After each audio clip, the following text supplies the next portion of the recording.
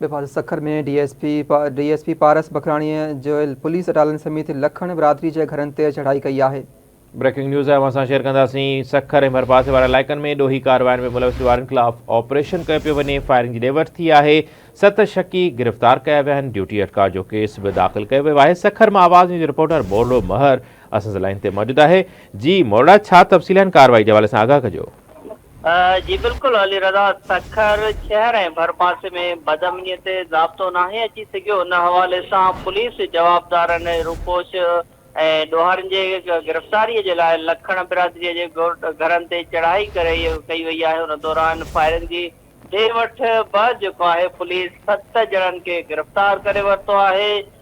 शहर में ॾोही वारदातुनि में जेको आहे मुलविस जवाबदारनि जी गिरफ़्तारीअ लाइ डीएसपी साइट पारस बखराणीअ जे अॻुवाणीअ में 6 थाणनि जे एसएचओ ऐं अहलकारनि ते ॿधल जेको आहे पुलिस अटालन एपीसी ऐं बख्तरबंद गाॾियुनि ते सवार थी ड्रिहा जे भरिसां लखण बिरादरीअ जे घरनि ते चढ़ाई कई वई आहे। चढ़ाईअ में हिसो वठंदड़नि में आबाद, साइट, रोड़ी, पटणी, बागड़जी ऐं तमाचाणी पुलिस जा अहलकार जेके आहिनि उहे शामिल हुआ। उन दौरान हथियारबंदनि ऐं पुलिस अहलकारनि विच में जेको आहे फायरिंग जी ॾे वठि बि थी पई। उन दौरान पुलिस 7 ॼणनि खे गिरफ़्तार करे वरितो आहे। पुलिस जो चवणु आहे त ॾोहारनि जे गिरफ़्तारीअ जे लाइ कार्रवाई कई वई। उन दौरान हथियारबंदनि पुलिस मथां फायरिंग कई आहे। 7 ॼणनि खे गिरफ़्तार कियो आहे। उन्हनि जी पुछागुछा लाइ जेको आहे उन्हनि खे थाणनि ॾांहुं मुंतक़िल कयो वियो आहे। पुलिस जो वधीक चवणु आहे त जेके